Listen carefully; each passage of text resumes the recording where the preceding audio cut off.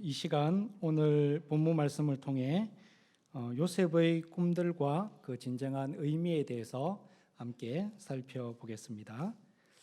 우선 간단한 질문을 하나 던져보겠습니다.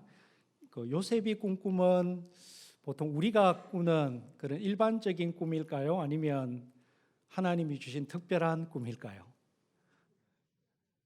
너무 쉬운 질문이죠.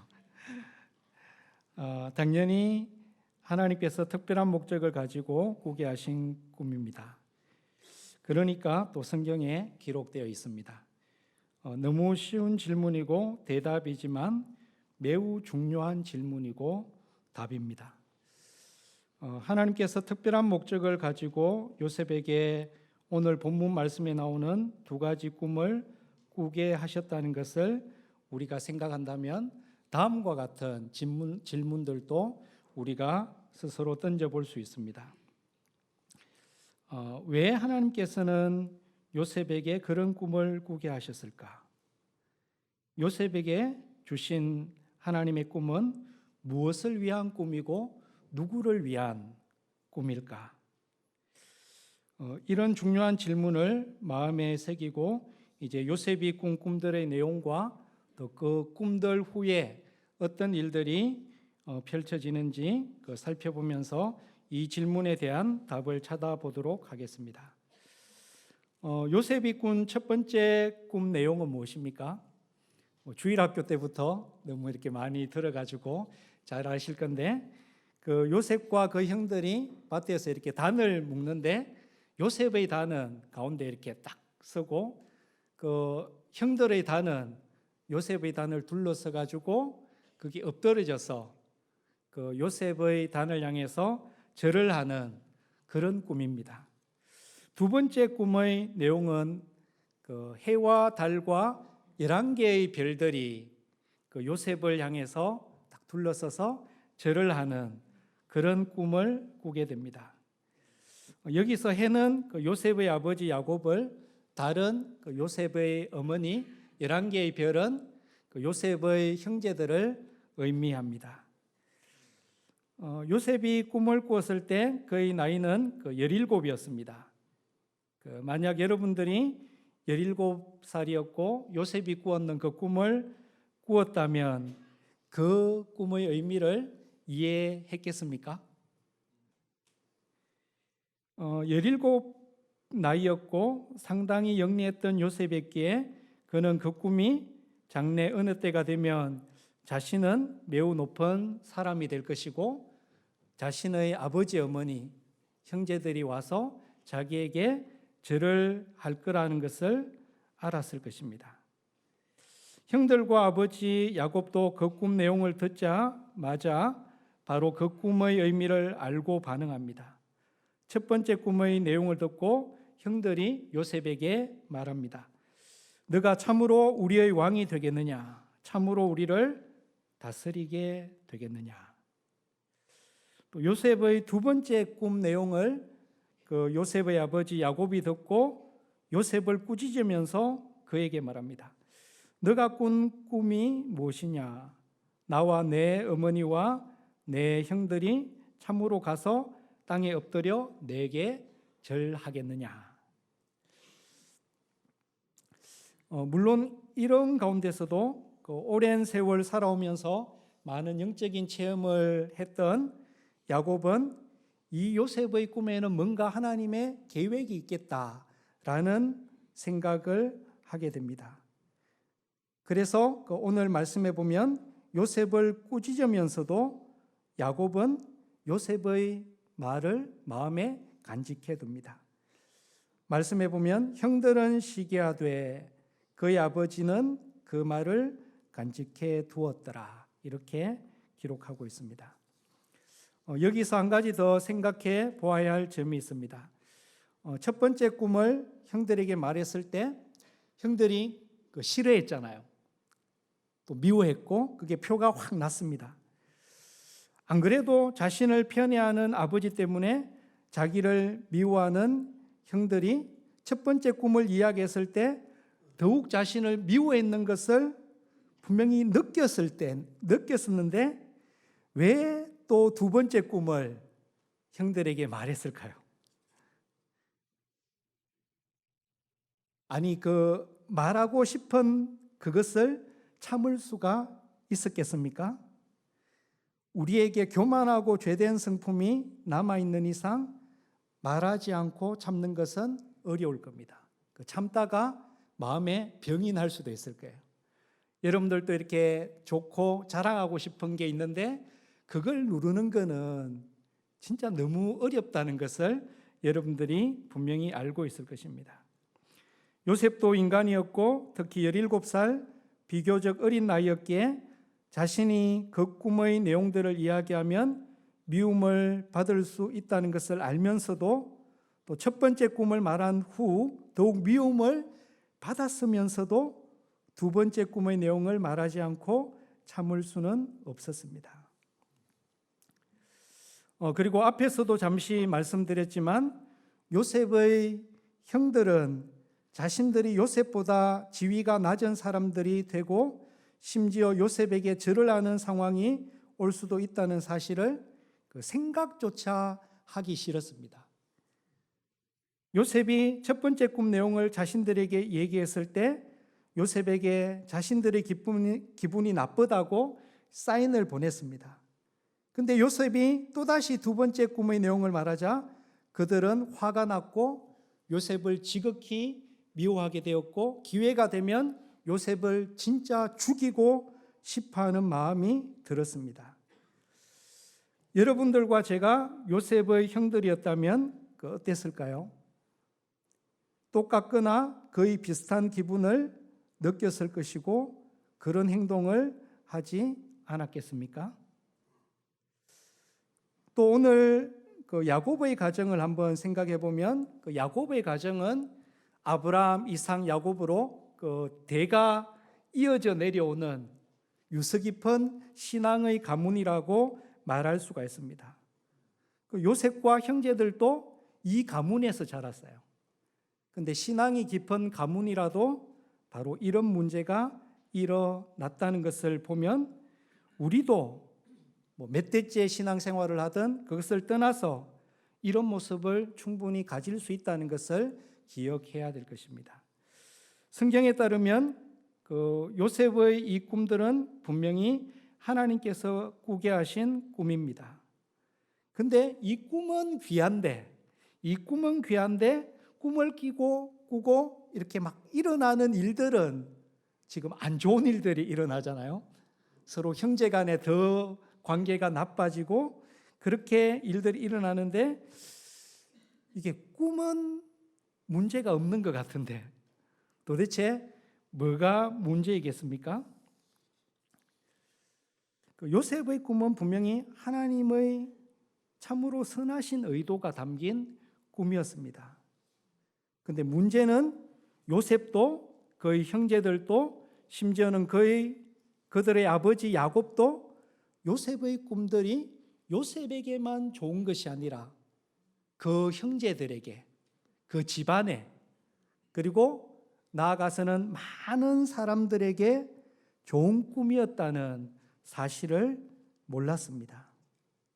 그리고 무엇보다 하나님의 백성과 모든 민족들을 향한 하나님의 놀라운 계획을 담고 있는 그 꿈이 이루어졌을 때 그 결과가 너무나 놀라워서 하나님께만 영광이 돌아갈 수밖에 없는 그런 하나님의 비전이 담긴 꿈이라는 사실을 몰랐습니다. 그렇다면 어떤 생각이 요셉과 그의 형들이 요셉의 꿈에 대한 바른 이해를 가지는 것에 방해물이 되었을까요? 그 대표적인 방해물은 그릇된 비교의식입니다.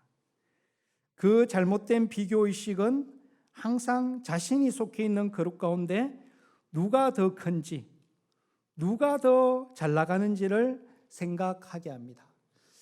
요즘 젊은이들이 좋아하는 그 노래 중에 내가 제일 잘 나가, 이렇게 어르신들은 모르시겠지만 젊은이들은 그 노래를 아마 알 겁니다. 그리고 그것은 많은 사람들의 마음을 잘 반영해 줍니다. 내가 제일 잘 나가. 내가 제일 잘 나가야 돼. 내가 진짜 잘 나갔으면 좋겠어. 이 생각이 과거에나 오늘에나 집요하게 사람들의 마음을 지배하는데 요셉과 그 형들도 이 생각에 지배되고 있었습니다.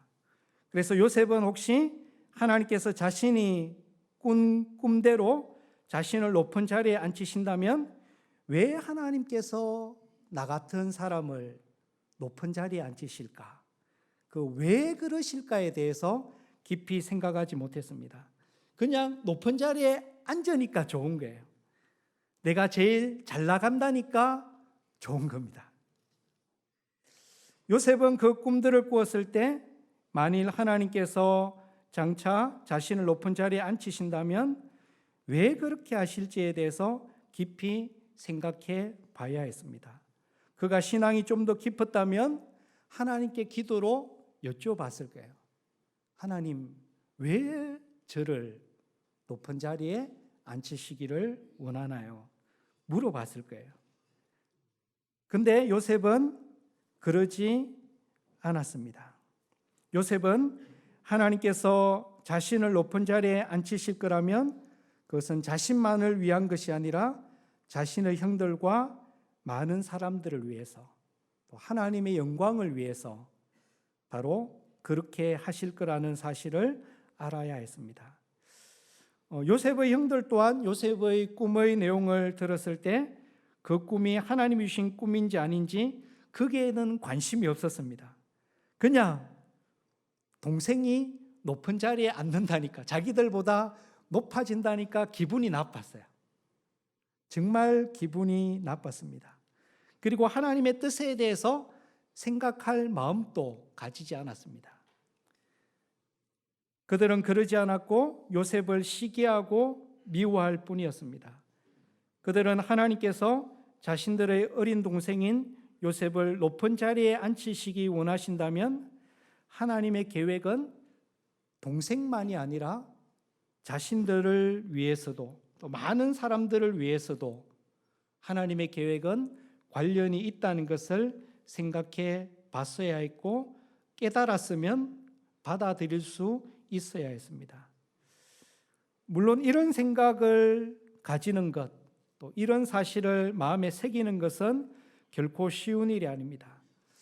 왜 쉽지 않으냐? 그것은 어려워서가 아닙니다. 이 꿈의 내용이나 이런 거 이렇게 어렵지 않습니다.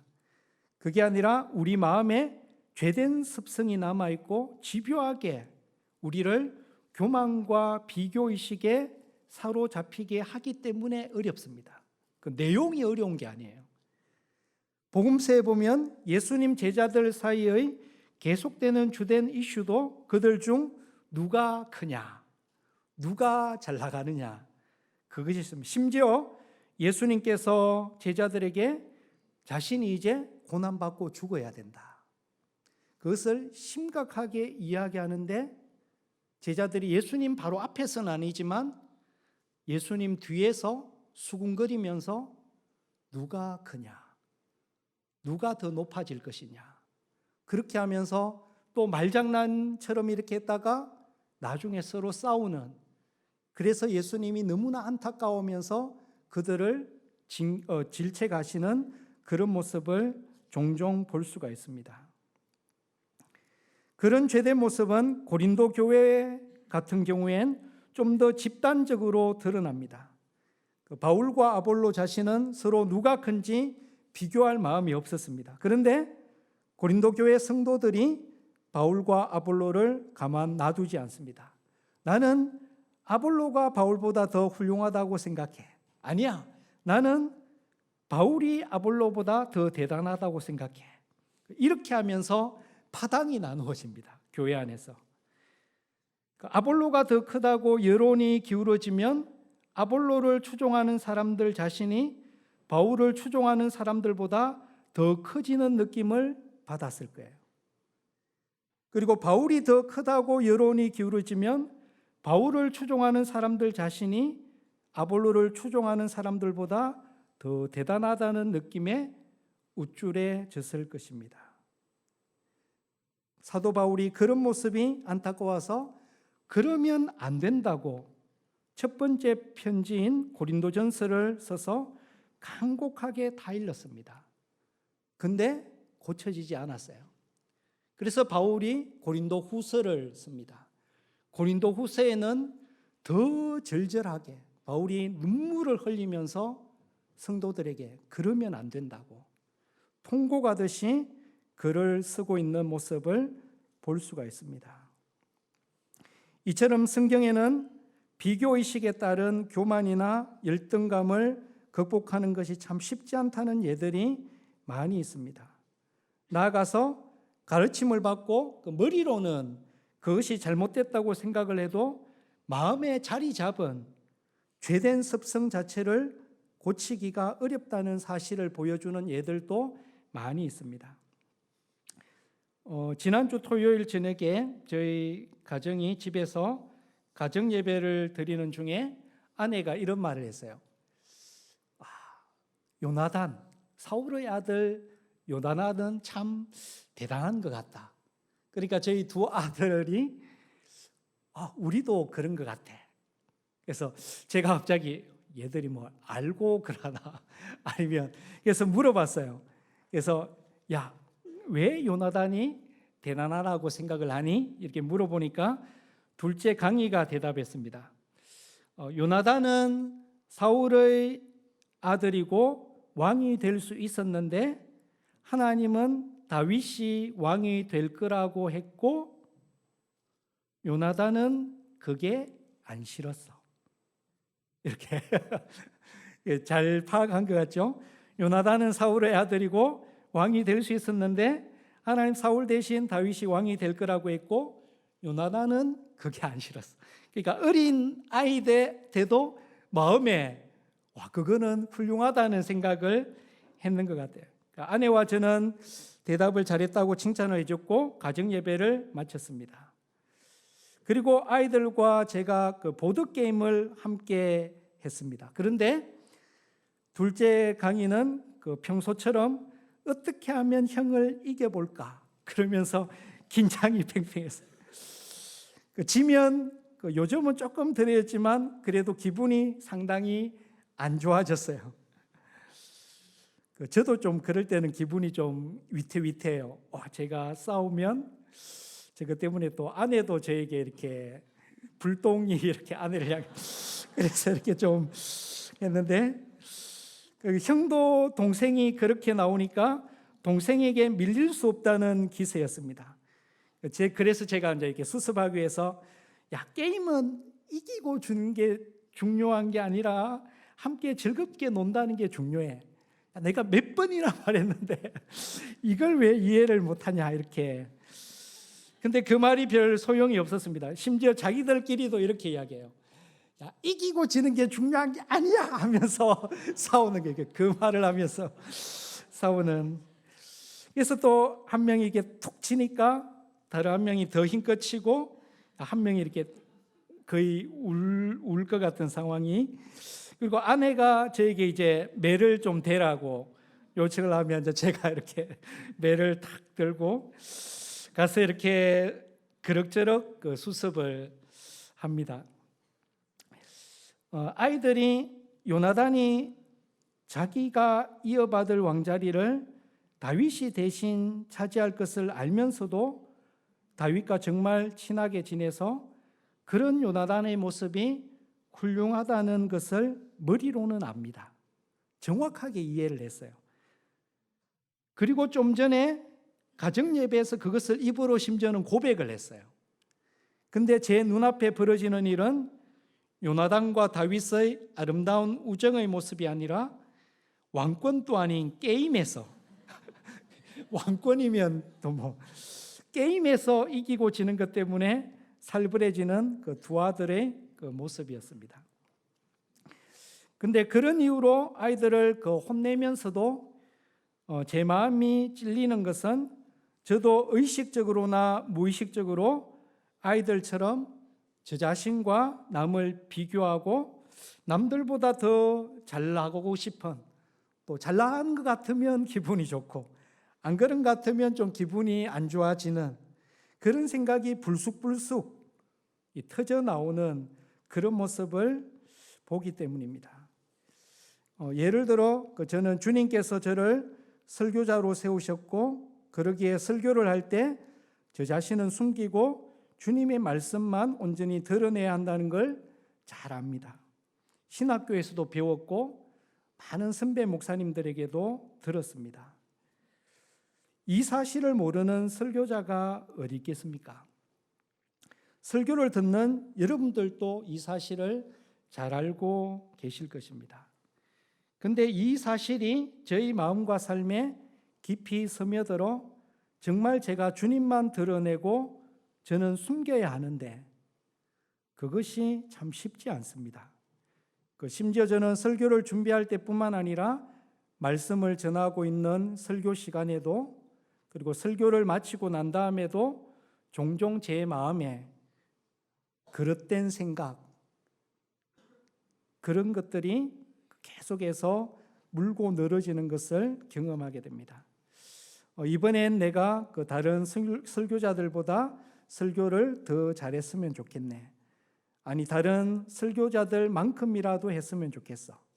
또 이번 설교로 성도들에게 좋은 인상을 남겨야지. 또 내가 설교를 잘못하면 내가 부끄러워지지 않을까. 이런 저 중심적인 생각을 떨쳐버리는 것과 저를 십자가 뒤에, 주님 뒤에 감추는 것이 정말 쉽지 않습니다.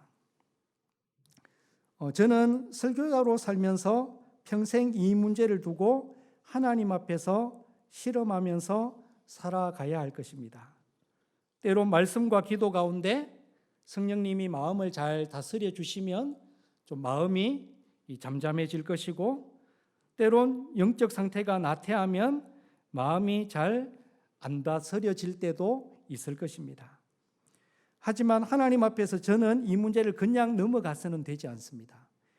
왜냐하면 이것은 저희 영적인 생명이 달려있는 것이고, 또 저희 설교를 접하게 되는 여러분들이나 앞으로 많은 사람들을 위해서 저는 이 영적인 전쟁을 감당해 가야 됩니다.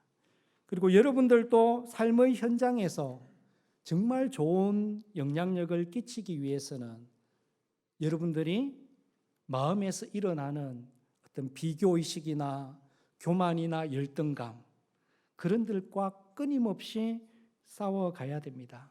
그것을 이겨내야지 다른 사람들을 품을 수도 있고 좋은 영향력을 끼칠 수가 있습니다. 제가 여러분께 이러한 예를 드리는 것은 요셉과 그 형들에게뿐만 아니라 우리에게도 잘못된 비교의식이라는 죄된 습성이 우리 머릿속에뿐만 아니라 우리 마음에 자리 잡고 있다는 사실을 말씀드리고 싶어서입니다. 또한 우리가 알기 어려워서 하나님의 뜻을 놓치기보다는 우리 마음에 남아있는 이 그릇된 비교의식 때문에, 심지어 알지만 또 알기가 그리 어렵지 않지만 모두를 위한 하나님의 선하신 뜻을 우리가 놓치기 쉽다는 사실을 말씀드리고 싶어서입니다. 그런데 요셉이 알아야 했던 또 하나의 중요한 사실이 있는데, 그것은 하나님께서 요셉을 높은 자리에 앉힌다고 할지라도 요셉이 섬김을 받는 그런 모습이 아니라 섬기는 요셉의 모습을 하나님이 보고 싶어 하셨다는 사실입니다. 하나님께서는 요셉을 형들과 많은 사람들을 겸손히 섬기는 그릇으로 만들기 위해 실제 요셉을 많은 어려움들과 고난을 겪도록 몰아가십니다. 그래서 보디발 집에서 요셉은 10년 가까이 노예 생활을 하게 됩니다. 그리고 나서 감옥에서 2년 집중해서 또 연단을 받게 됩니다. 그리고 여러분들이 창세기에서 요셉 이야기 전체를 자세히 읽고 묵상해 보시면 하나님께서는 요셉뿐만 아니라 요셉의 형들도 가나안에서 혹독한 시련을 당하도록, 거기서 인격이 연단되도록 몰아가시는 것을 보게 됩니다. 하나님께서 요셉과 그 형들을 각자가 처한 상황에서 오랜 기간 이런 겸손과 섬김의 훈련을 시킨 후 하나님의 때에 이들을 다시 만나게 하십니다. 이 만남에서 하나님께서 요셉에게 두 가지 꿈을 꾸게 하신 진정한 의도가 분명하게 드러납니다. 즉 형들의 미움을 받아 애굽의 노예로 팔려갔던 요셉과 가나안 땅에 남아있던 형들이 그들 각자가 처한 상황에서 많은 고난과 우여곡절을 겪은 후 애굽 땅에서 다시 만나는 장면에서 요셉의 꿈이 누구를 위한 꿈인지가 분명히 드러납니다. 요셉은 10여 년 동안 보지 못했던 형들을 만나 그 자신의 정체를 형들에게 밝히면서 이렇게 말합니다. 당신들이 나를 이곳에 팔았다고 해서 근심하지 마소서, 한탄하지 마소서. 하나님이 생명을 구원하시려고 나를 당신들보다 먼저 보내셨나이다. 이거는 엄청난 고백입니다. 원수였던 형들을 그냥 억지로 용서하는 것이 아니라 하나님의 뜻을 새기는 가운데 또 하나님의 거룩한 계획을 그리는 가운데 지금 용서하고 있는 장면입니다. 이어서 이렇게 말합니다. 하나님이 큰 구원으로 당신들의 생명을 보존하시고 당신들의 후손을 세상에 두시려고 나를 당신들보다 먼저 보내셨나니 그런즉 나를 이리로 보내니는 당신들이 아니요 하나님이시라. 하나님이 나를 바로에게 아버지로 삼으시고 그 온 집의 주로 삼으시며 애굽 온 땅의 통치자로 삼으셨나이다. 지금 고백하고 있잖아요. 하나님 나를 이곳에 보내셔서 이런 역경을 당한 다음에 높은 자리에 앉히신 것은 당신들을 위해서였다고. 당신들의 후손들을 위해서였다고. 요셉은 마음으로 고백하고 있습니다. 그들의 아버지 야곱이 애굽으로 이제 내려와요. 요셉이 살아있다는 것을 알고 그런 가운데 이렇게 함께 살다가 아버지 야곱이 이렇게 죽게 됩니다. 나이가 많아서 죽게 되는데 그때 형들 마음 가운데 두려움이 찾아와요. 요셉이 아버지가 살아있을 때는 아버지 때문에 우리를 가만 놔뒀을 수도 있는데 이제 아버지가 죽었으니까 요셉이 우리에게 복수하지 않을까. 근데 요셉은 그런 형들의 그 모습과 이야기를 듣고 너무나 슬펐어요. 자기는 진심으로 용서를 했는데 형들의 그런 모습이 보이는 것을 보고 너무나 슬펐어요.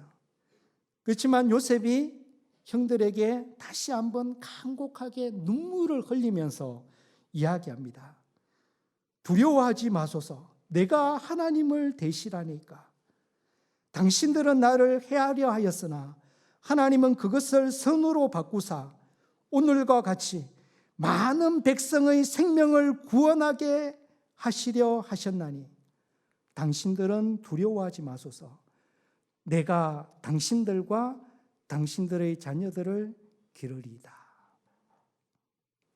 요셉은 간곡한 말로 눈물을 흘리면서 이렇게 말했고 간곡한 말로 형들을 위로했습니다. 요셉은 드디어 왜 하나님께서 자신에게 그 두 꿈을 꾸게 하셨는지 머리로만이 아니라 가슴으로 이해하고 있습니다.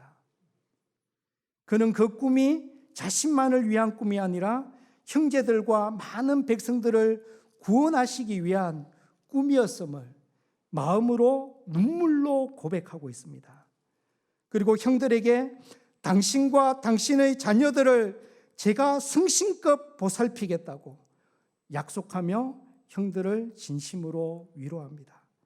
인간적으로 보면 형들은 형들이어서 더 미웠을 수 있습니다. 다른 누가 아니라 형들이 자기를 죽이려고 했고 노예로 팔았다는 그 사실이 요셉에게는 정말 용서하기 어려운 사실이었을 것입니다.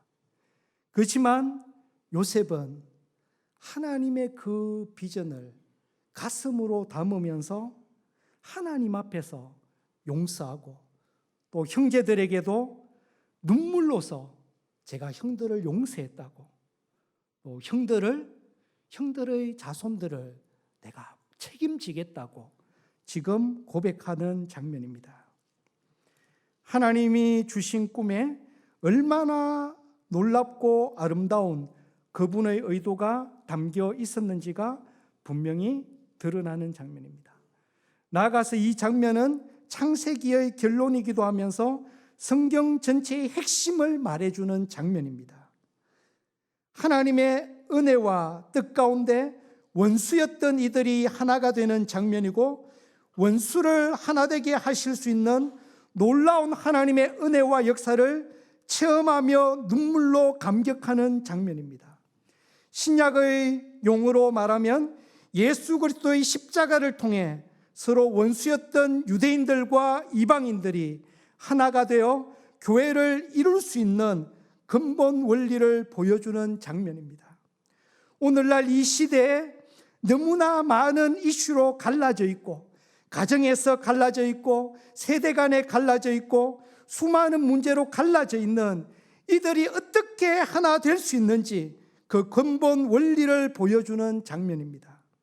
하나님께서는 이 하나된 교회를 통해 그리스도 안에서 만물을 실제적으로 통일시킬 수 있는, 하나님은 말로만 그렇게 하시는 분이 아니라 참으로 그렇게 할 수 있는 분이라시는 것을 보여주는 장면입니다. 이 놀라운 하나님의 은혜와 역사를 마음과 삶으로 체험하고 담아낼 수 있는 여러분과 제가 되기를 바랍니다.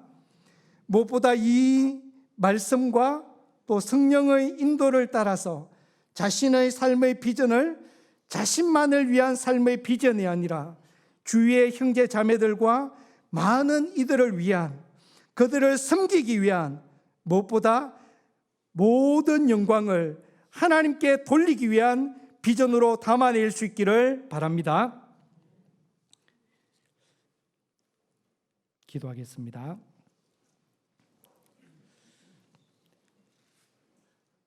사랑하는 하나님 아버지, 참으로 죄악된 우리들을